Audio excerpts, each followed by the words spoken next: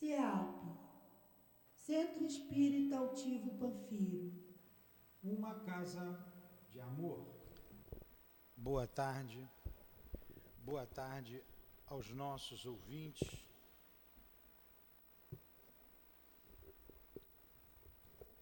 Que Jesus abençoe a nossa tarde de estudos. Vamos ler o Evangelho e dar continuidade ao estudo do livro Obras Póstumas. O Evangelho segundo o Espiritismo, capítulo 7. Bem-aventurados os pobres de espírito. O que é preciso entender por pobres de espírito? Bem-aventurados os pobres de espíritos, porque é deles o céu, porque é deles o reino dos céus. Os pobres de espírito são os humildes, né?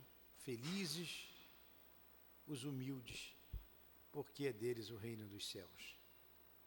Jesus, aqui nos reunimos em Teu nome e em nome de Deus para estudarmos a doutrina espírita.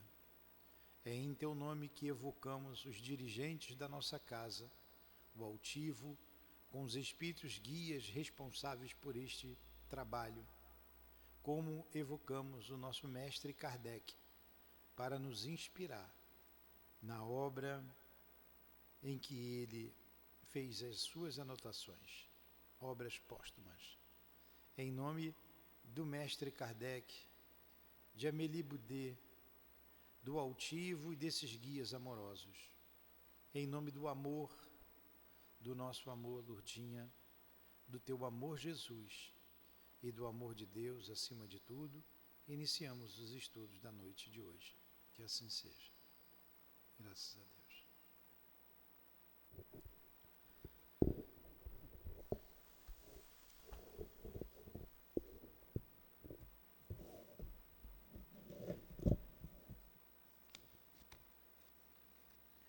Então vamos continuar no capítulo 2, falando dos cismas, das separações.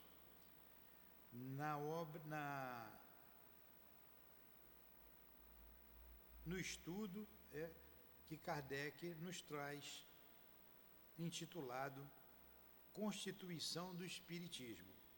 Nós vimos no capítulo 1 as considerações preliminares.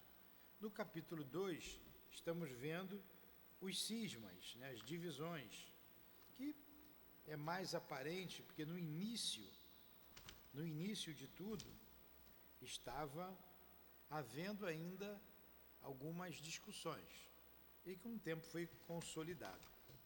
Depois, no capítulo 3, o chefe do Espiritismo. Então, nós estamos vendo que o Espiritismo não tem um chefe. Foi aqui que nós paramos, tá? E vamos continuar.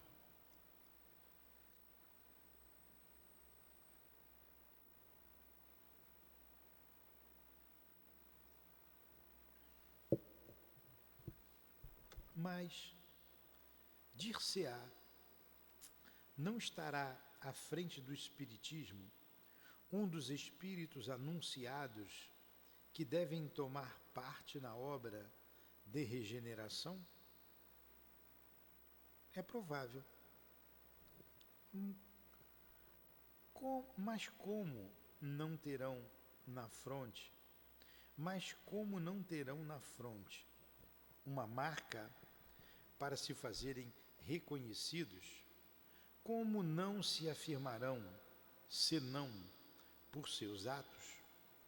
E não serão reconhecidos pela maioria como tais, senão após suas mortes, segundo o que tiverem feito durante a vida?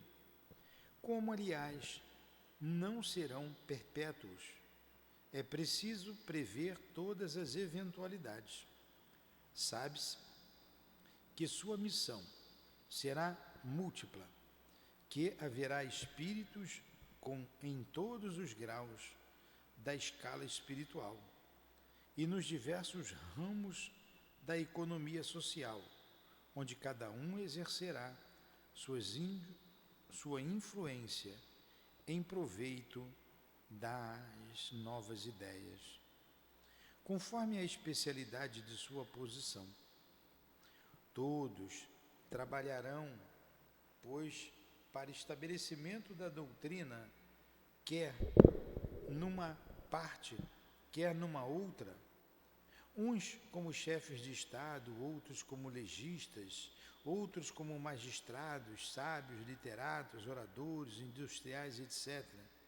Cada um dará prova de si no seu lugar, desde o proletário até o soberano, sem que qualquer coisa o distinga do comum dos homens, a não ser suas obras. Se um deles couber tomar parte na direção, é provável que seja posto providencialmente na posição de aí chegar através dos meios legais que serão adotados.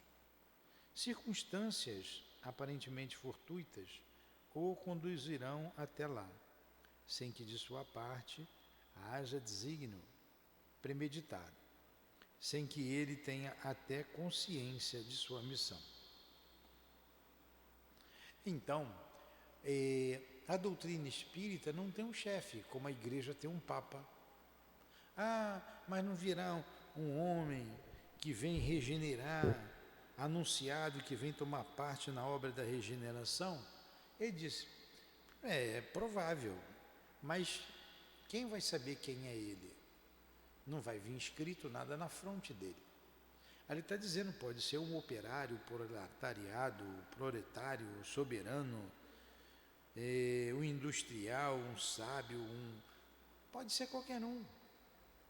Então, a gente não tem um chefe. A gente só vai distinguir o homem pelas suas obras, e normalmente depois que ele morre. Então, a gente nunca vai ter um chefe hierárquico. Não há hierarquia nesse sentido na doutrina espírita. Não há. É o que ele está dizendo.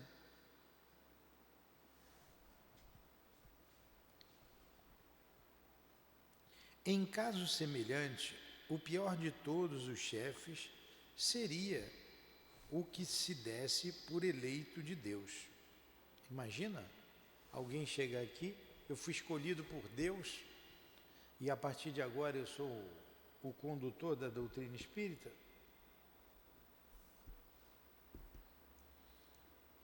Como não é racional admitir que Deus confie tais missões a ambiciosos ou orgulhosos, as virtudes características de um verdadeiro Messias devem ser, antes de tudo, a simplicidade, a humildade, a modéstia, numa palavra, o mais completo desinteresse material e moral.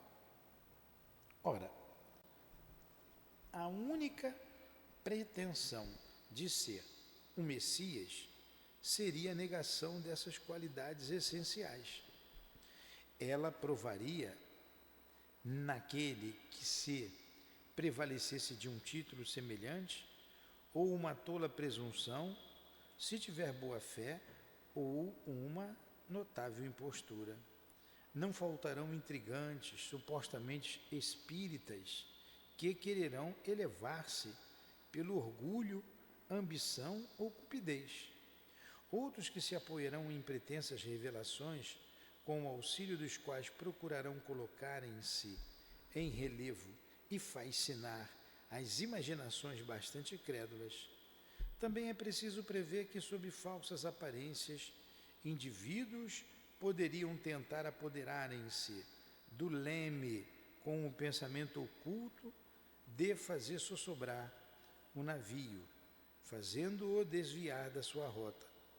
Ele não sossobrará, mas poderia experimentar deploráveis atrasos, que é preciso evitar. Estes são, sem contestação, os maiores escolhos dos quais o Espiritismo deve preservar-se. Quanto mais consciência de adquirir, tanto mais seus adversários lhe armarão ciladas. Então nós não temos conclusão, nenhum líder hierárquico dentro da doutrina espírita. Nós somos livres para estudar a doutrina espírita. E se alguém se intitular esse líder, vamos observar, né? Será que alguém se intitulando, a falta de humildade não seria patente nesse caso?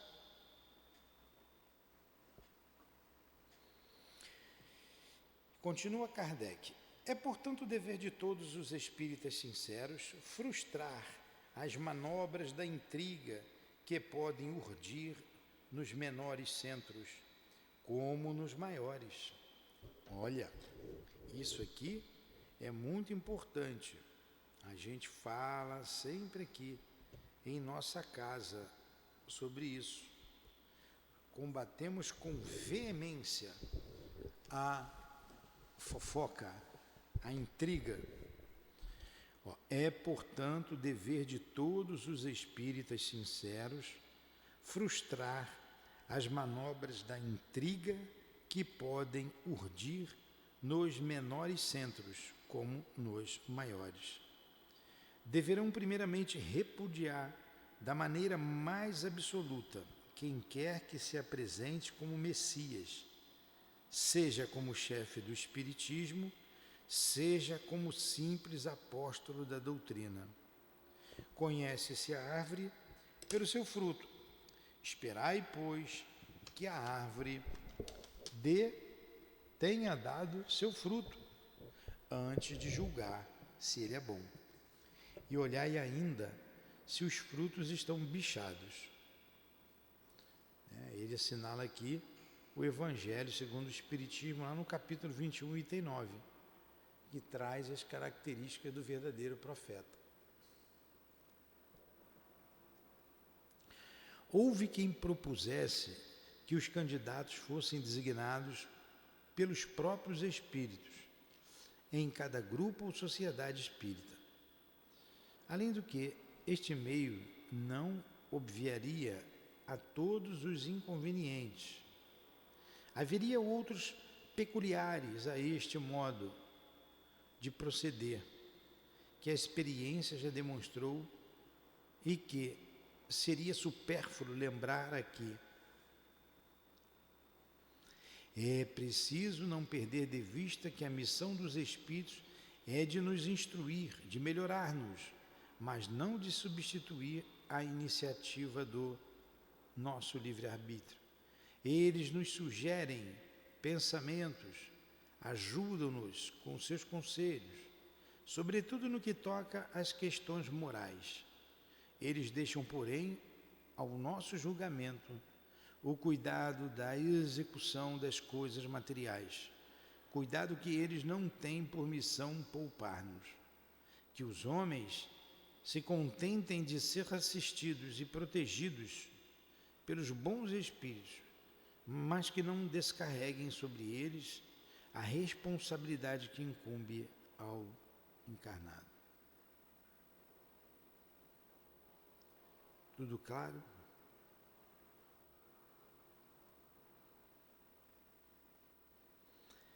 Esse meio, aliás, suscitaria maiores lembranças do que se pensa, pela dificuldade de se fazer com que todos os grupos participassem dessa eleição.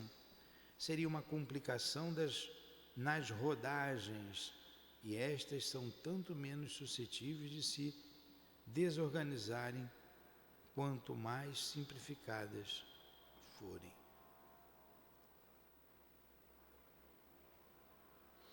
O problema é, pois, de constituir uma direção central.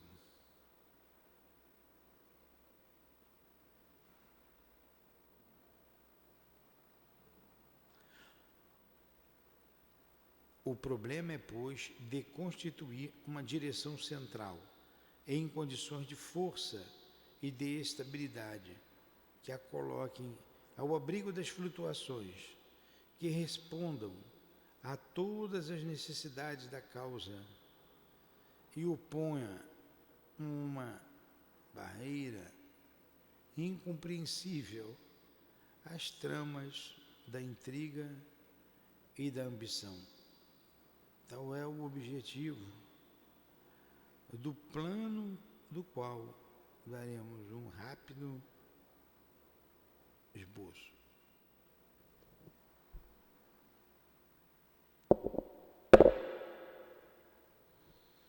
Ele vai entrar agora no número 4, uma comissão central.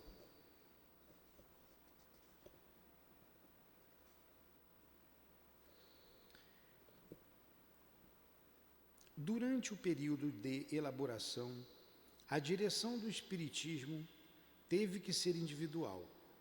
Era necessário que todos os elementos constitutivos da doutrina, saídos do estado de embriões de uma multidão de focos, chegassem a um centro comum para aí serem controlados e confrontados, e que o único pensamento presidisse a coordenação deles, a fim de se estabelecer a unidade do conjunto e a harmonia de todas as suas partes.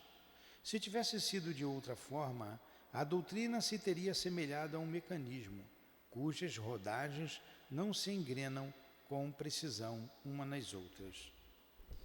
Então ele está dizendo aqui que durante a elaboração da doutrina espírita, a direção teve que ser individual, né? Senão nós não chegaríamos à conclusão que chegamos, que Kardec chegou, né? Que Kardec chegou, estava sob a sua direção.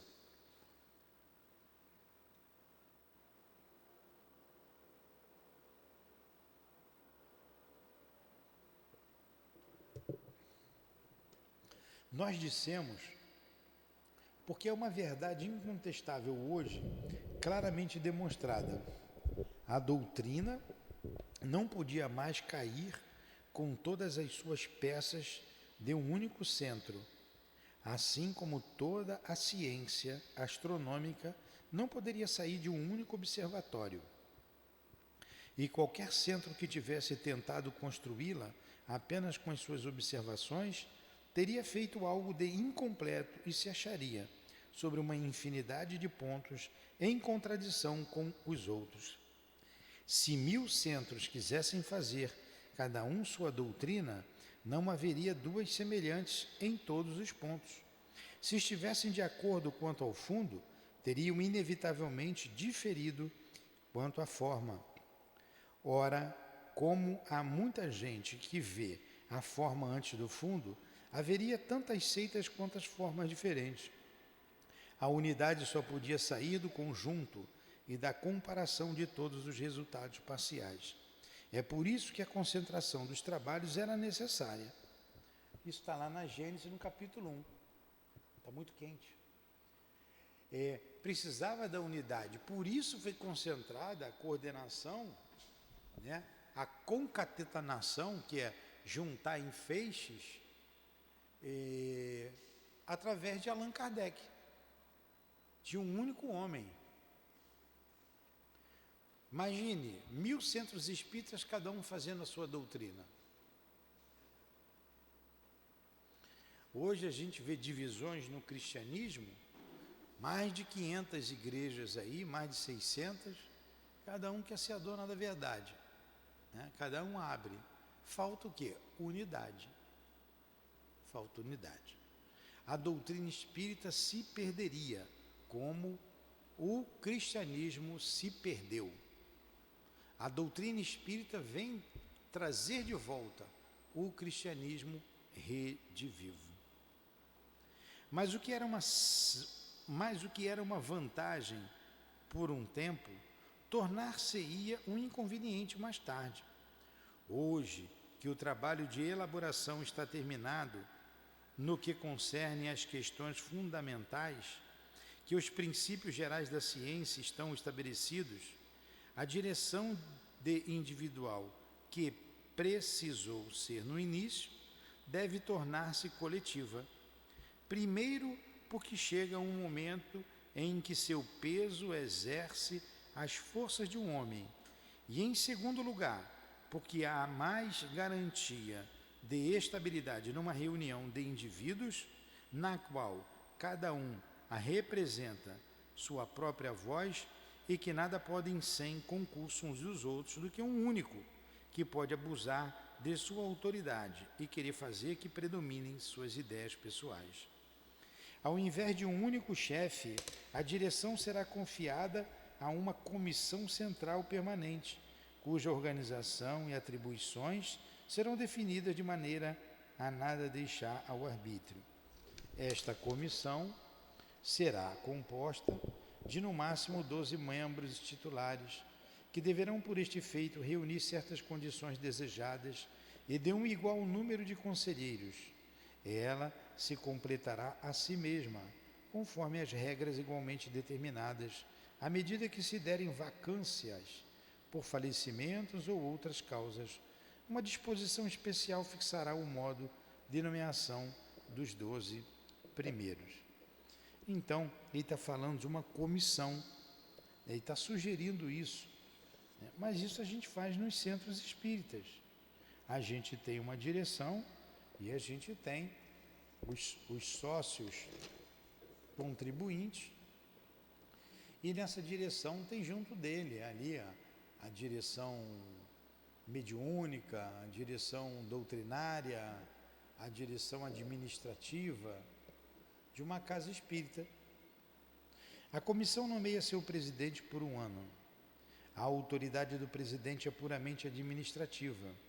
Ele dirige as deliberações da comissão, vela pela execução dos trabalhos e pelo expediente, mas fora das atribuições que lhes são conferidas pelos estatutos constitutivos. Nenhuma decisão pode tomar sem o concurso da comissão. Não haverá possibilidade de abusos, nem alimentos para ambição, nem pretextos para intrigas, nem ciúmes, nem supremacia ofensiva.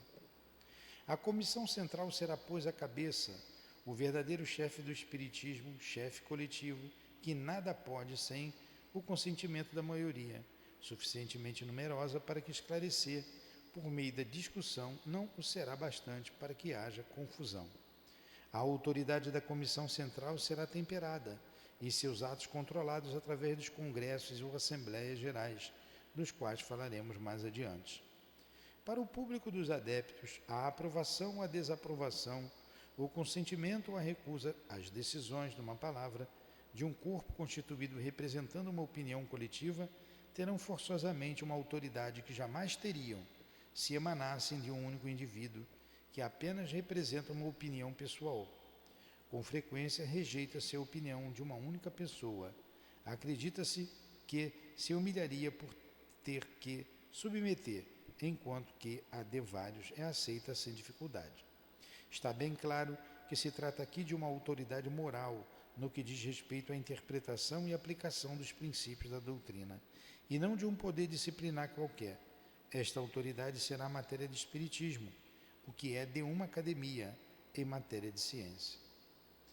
Então ele está dizendo aqui, ele está sugerindo que se tivesse que ter um líder, a doutrina espírita teria que ser uma comissão. Nós não temos isso, né? Nós não temos isso. Vamos mais adiante.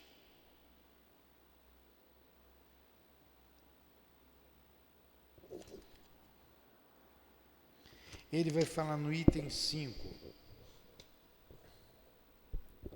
sobre instituições, acessórios e complementares da Comissão Central. No item 6,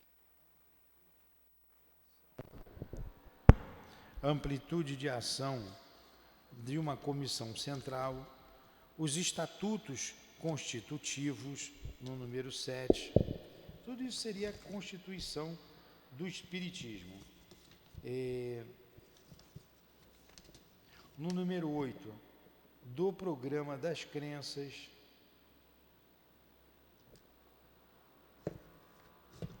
Eu estou passando adiante até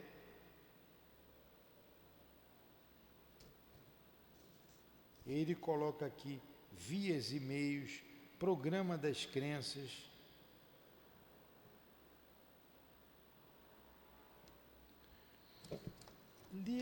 No item número 10, Allan Kardec e a nova Constituição.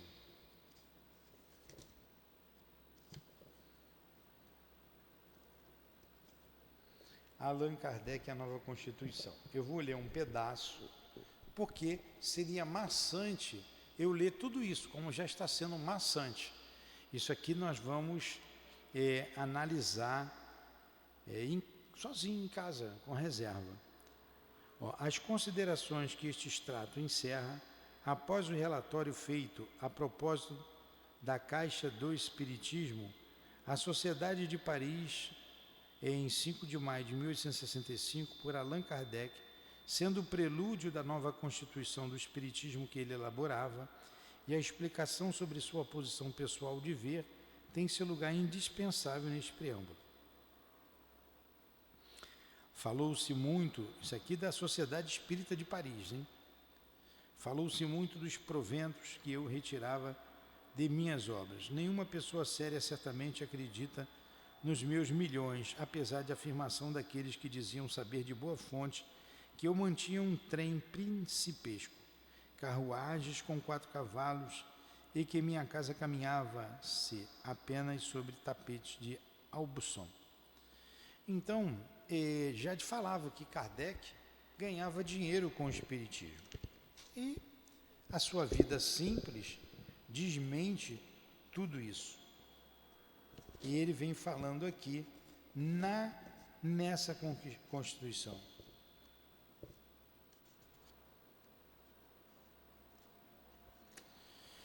O primeiro período do Espiritismo foi consagrado ao estudo dos princípios e das leis, que o seu conjunto deveria constituir doutrina. Numa palavra, de preparar os materiais ao mesmo tempo que a vulgarização da ideia era semente lançada. E por fim, ele vai falar aqui do credo espírita. Aí vem um preâmbulo aqui. Vem um preâmbulo, que eu também não lerei todo, vou ler um pedaço, uma parte desse, para a gente ir para os princípios fundamentais da doutrina, reconhecidos como verdadeiros e incontestáveis. Os males da humanidade provêm da imperfeição dos homens. Ele faz um preâmbulo do que seja o credo espírita, que não lerei essa teoria. E depois os princípios fundamentais da doutrina, reconhecidos como verdades incontestáveis. Vamos ver aqui o que ele diz. A morte corpórea de Allan Kardec interrompeu as obras póstumas. Então, quem escreveu isso aqui não foi Kardec, tá? E essa constituição aqui do Credo Espírita também não. Vamos lá. A morte corpórea de Allan Kardec interrompeu as obras póstumas desse espírito eminente. Este volume termina com um ponto de interrogação, e muitos leitores desejariam vê-lo resolvido logicamente, como o sabia fazer o douto professor em matéria de espiritismo. Sem dúvida, assim deveria ser. No Congresso Espírita e Espiritualista Internacional de 1890, os delegados declararam que desde 1869, estudos seguidos tinham revelado coisas novas e que, segundo o ensinamento preconizado por Allan Kardec, alguns dos princípios do Espiritismo sobre os quais o mestre baseara seu ensino deveriam ser revistos e postos de acordo com o progresso da ciência em geral nos últimos 20 anos. Essa corrente de ideias, comum aos delegados vindos de todas as partes da Terra, provou que um volume novo devia ser feito, mas para conjugar o ensino de Allan Kardec com aquele que nos dá constantemente a pesquisa da verdade. Essa será a obra da Comissão Propaganda. Contamos muito com bons conselhos das nossas federações espíritas, que demonstram no Congresso sua competência sobre as mais elevadas questões filosóficas para secundarem a comissão nessa composição de trabalho coletivo incessantemente progressivo. Esse volume deverá ele próprio, a seu turno, ser revisto quando um novo congresso assim decidir. A ciência, disse Allan Kardec, é chamada para construir a verdadeira gênese, segundo as leis da natureza. As descobertas da ciência glorificam Deus ao invés de rebaixá-lo. Não destroem senão o que os homens construíram sobre as ideias falsas que fizeram de Deus. O Espiritismo, caminhando com o progresso, jamais será ultrapassado, porque se novas descobertas lhe demonstrarem que está em erro sobre um ponto, ele modificaria nesse ponto. Se uma nova verdade se revelar, ele aceitará. Está na Gênese, Pierre Gaton Lemaria. Então aqui está o nosso estudo. Nós encerramos aqui o estudo do livro Obras Póstumas. Esse final, ele vem falando de constituição, de estatutos.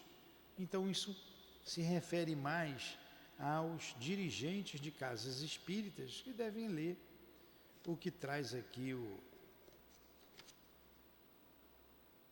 o Kardec e alguns conceitos trazidos como esse por Pierre Lemaria.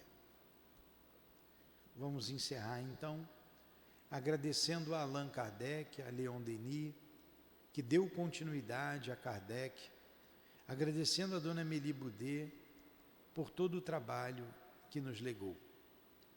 Em nome desse amigo querido, em nome do altivo e da espiritualidade amiga que dirige a nossa Casa de Amor, encerramos assim os estudos desta obra chamada Obras Póstumas. Em nome de Deus acima de tudo e sempre em nome do amor e do nosso amor do dia. Graças a Deus, que assim seja. Antes do término ali da vinheta, com a vinheta, apenas um aviso. Na próxima semana nós não teremos o estudo aqui, nesse horário, pois estaremos reunidos para o estudo de Carnaval, onde todos estão convidados. E o próximo livro a ser estudado é o livro A Gênese. Então, sem ser semana que vem, na outra, iniciaremos com a Gênese. Que Deus abençoe a todos. SEAP, Centro Espírita Altivo Panfiro. Uma casa de amor.